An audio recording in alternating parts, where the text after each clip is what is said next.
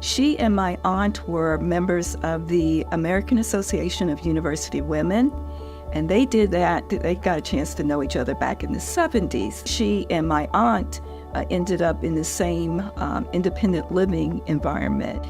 I would just see her almost daily because we'd have dinner together. So then she became family. We looked at each other as family, and she treated me like a daughter. She was very proud of her parents, and especially her father, both of them. So she spoke very highly of them. Her mother was an artist and a classical pianist. And so she gave me her mother's piano books. Her mother's paintings were wonderful. Landscapes and stuff. So I would say, well, who did this? My mother. Who did that? Well, my mother did that. Another thing was she said she was so independent, and her father taught her to be independent. So her lamp was broken. And I said, well, I'll go get you a new one. And it was almost like I said a bad word to her to say, I'll get a new one. She said, you will not. You're going to go to the hardware store and you're going to get this, and we're going to fix this lamp. Because my father taught me how to fix a lamp, and I'm going to teach you how to fix one. And so, we did.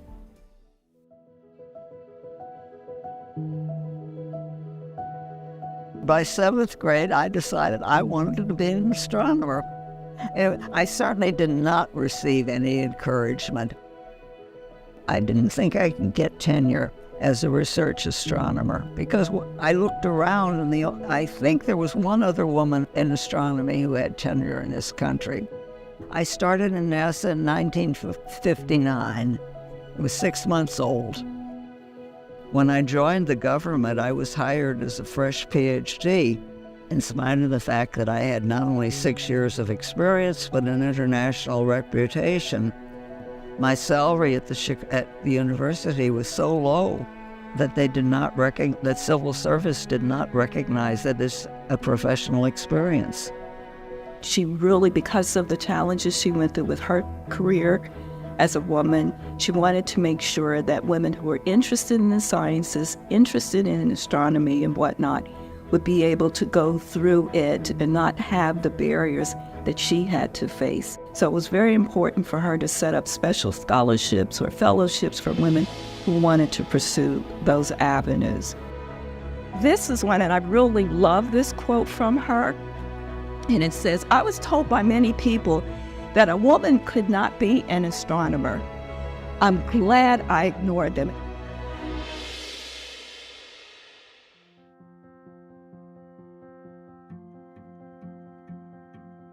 Well, I think I've always been curious, but astronomy in particular was a subject I wanted to learn more about.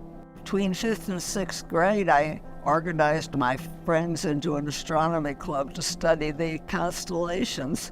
And by 7th grade, I decided I wanted to be an astronomer, and I was going to try for it. I knew it was going to take me another 12 years of schooling, but I figured I'd try. She and my aunt ended up in the same independent living environment. And she had a telescope in her apartment too. She stayed on a high floor.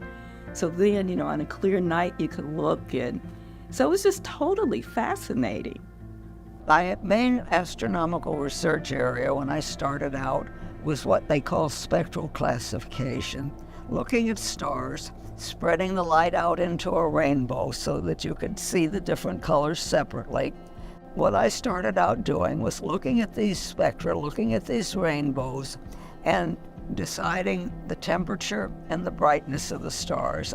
And then I was trying to find out how far away they were and how they moved. I just wanted to satisfy my curiosity, and I'm curious.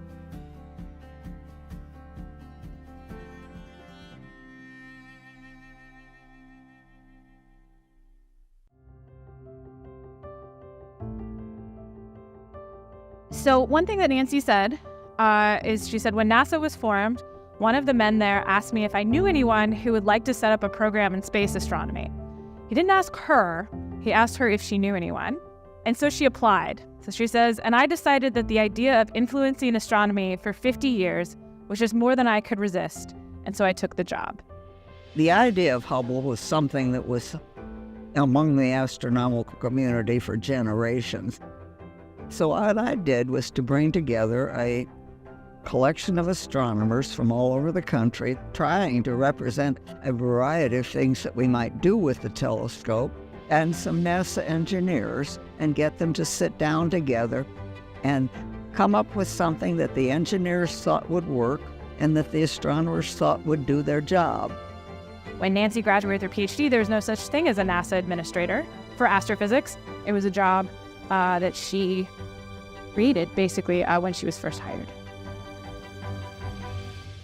People generally aren't terribly interested in what gets things started. And so I'm not sure they're going to have much of an idea of my role.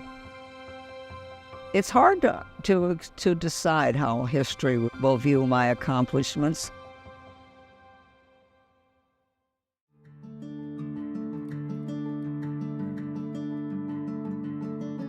If I brought anything to the Hubble project, it was perseverance and belief that it was possible. How humble is that?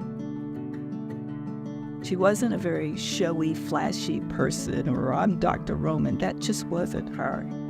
She testified for NASA. She got an entire astronomical community at a time when all astronomers didn't really get along to go behind this mission, form the committee. She invented the type of NASA peer review. She was the peer review for a really long time, and then she started outsourcing it. She did all of this to bring Hubble around. It was greenlit for funding about 1978, about a year before she retired. It's more than just perseverance and belief. It's being incredibly effective and personable and going all across the country to convince astronomers to do this mission.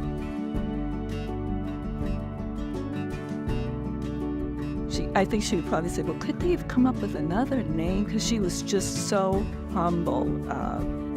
But I think she would just be so elated, honored. But I think she would oh gosh, beyond the stars and the moon.